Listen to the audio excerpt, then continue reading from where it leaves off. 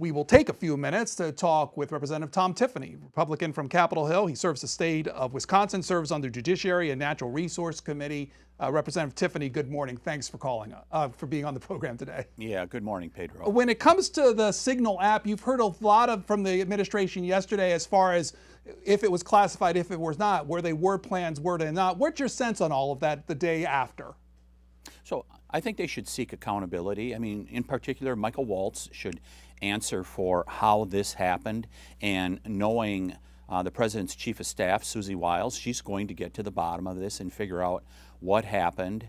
And I think the important thing is, from what I've heard, the latest information, the Director of National Intelligence said none of our intelligence was compromised in regards to this, and they also had a successful outcome with the attack on the Houthis.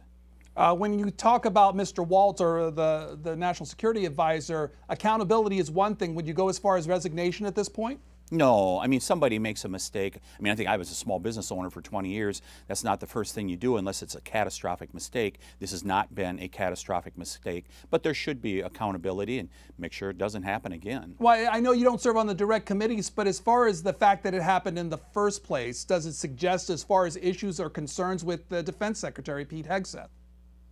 I'm not concerned about Secretary Hegseth. I think he's going to take care of his job here. I think it's also important to remember here, how did the Houthis get armed in such a way that they're able to threaten trade through the Gulf like that? And it's because of sanctions being taken off from Iran by the previous administration, and they've had the money to be able to buy that weaponry. Iran is just as they've armed the Hamas, Hezbollah, they've also done it with the Houthis. And I think the administration has a good plan going forward. Deal with this issue, move on. Representative Tiffany, you serve on the Judiciary Subcommittee when it comes to immigration and citizenship. The president yesterday signing an executive order requiring proof of citizenship in voting. What do you think of that move? Yes, I think that's a common sense measure.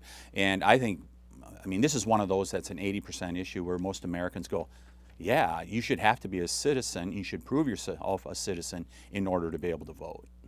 What, does it compromise, or do you think it will keep some people from voting? It may keep some people who are here illegally from voting, which is exactly what should happen. So no, prove your citizenship and you'll be able to vote.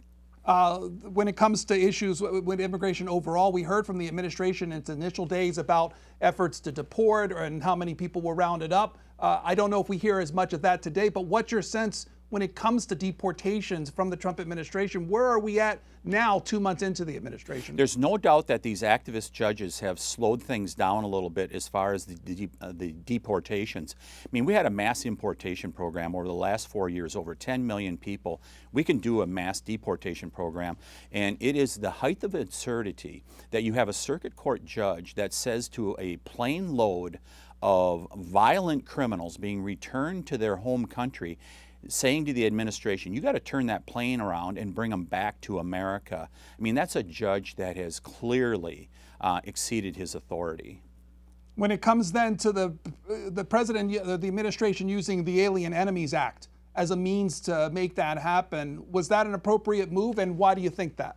Yeah, I mean, if you go all the way back to the founding, I mean, James Madison said in the Constitution that the executive has sole authority to repel an invasion. And that was upheld in 1948 by the United States Supreme Court. I don't know what a lowly circuit court judge doesn't understand about something that is contained in the Constitution, upheld in a Supreme Court decision decades ago.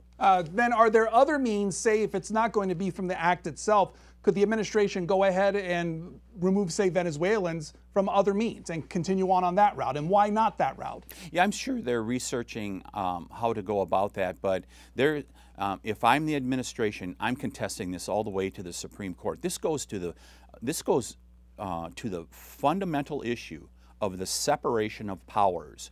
The judiciary in this case is overstepping their authority. You have a circuit court judge who is acting as a king. As far as the judge himself, some calls for impeachment, the president including. Where do you stand on that?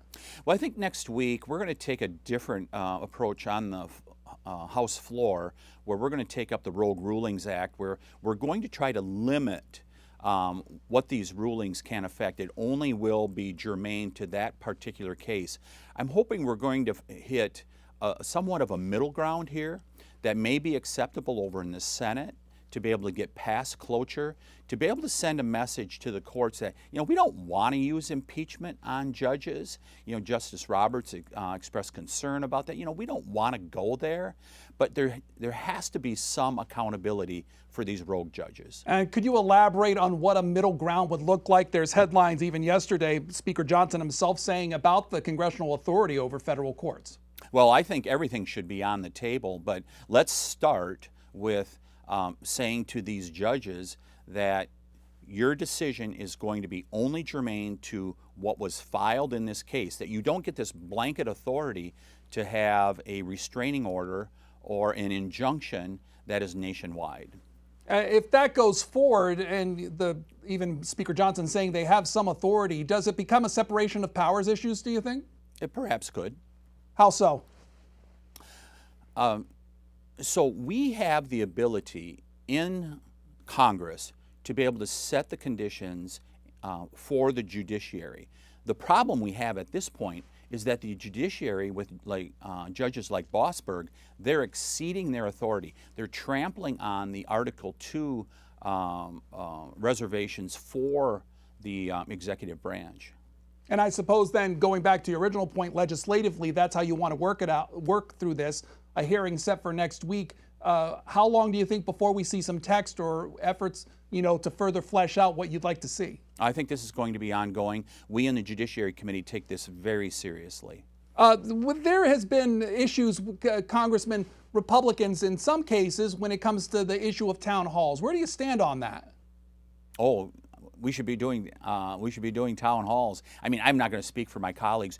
There's a lot of different ways, a myriad of ways in which we communicate with our constituents. I mean, I think about, in my case, we do teletown halls. We have a newsletter that has nearly 50,000 subscribers. There's a whole, of course, there's social media.